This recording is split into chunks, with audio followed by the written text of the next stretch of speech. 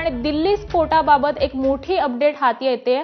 स्फोटाआधी 3 तास ही संबंधित कार ही पार्किंगमध्ये उभी होती। सोमवारी दुपारी 3:19 लाल किल्ल्याच्या पार्किंगमध्ये ही कार उभी असल्याचं आता समोर येत आहे। संध्याकाळी 6:48 ही कार निघाली आणि 6:52 स्फोट झाला। तर कार घेऊन कोण आला, कोण कार बाहेर काढली याचा तपास सध्या सुरू आहे। मात्र गर्दीच्या वेळी कार बाहेर काढून हा स्फोट केल्याचं उघड झालंय।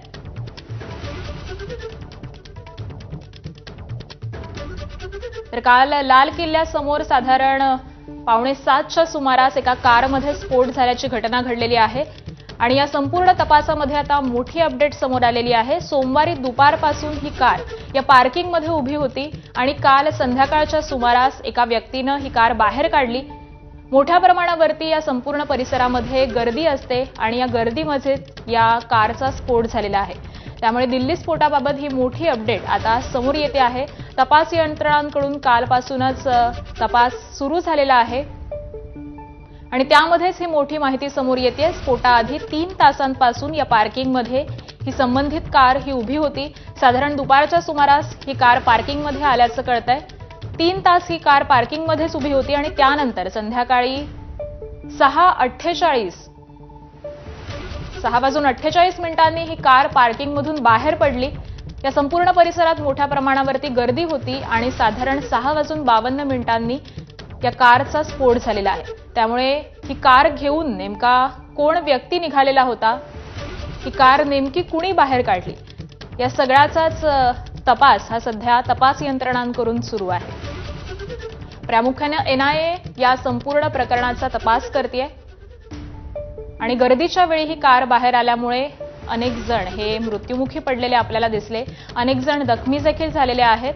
कालच अमित शहा यांनी या जखमींची विचारपूस केलेली आहे। त्यानंतर घटनास्थळाची पाहणी देखील केली, अधिकाऱ्यांसोबतही चर्चा केली।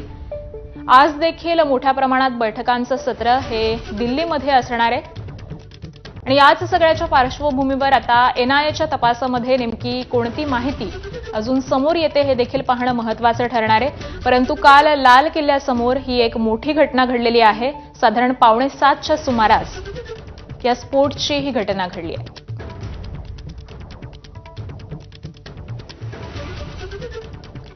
लाल किल्ल्याचा अतिशय संवेदनशील असा असणारा हा परिसर आहे।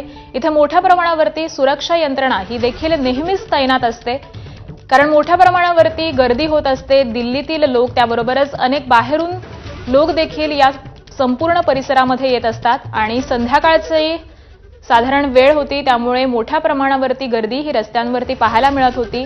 ट्रॅफिक देखील जाम झालेलं होतं आणि याच सुमारास साधारण 6:45 वाजता या कारमध्ये हा स्फोट झालेला आहे। कालच फरीदाबादमध्ये देखील मोठ्या प्रमाणात कारवाई करण्यात आली। अनेक स्फोटकं आणि AK-47 देखील जप्त करण्यात आलेल्या होत्या आणि याचेच काही धागेदोरे या संपूर्ण प्रकरणाशी आहेत का, याची देखील आता तपास यंत्रणांकडून तपास केला जातोय।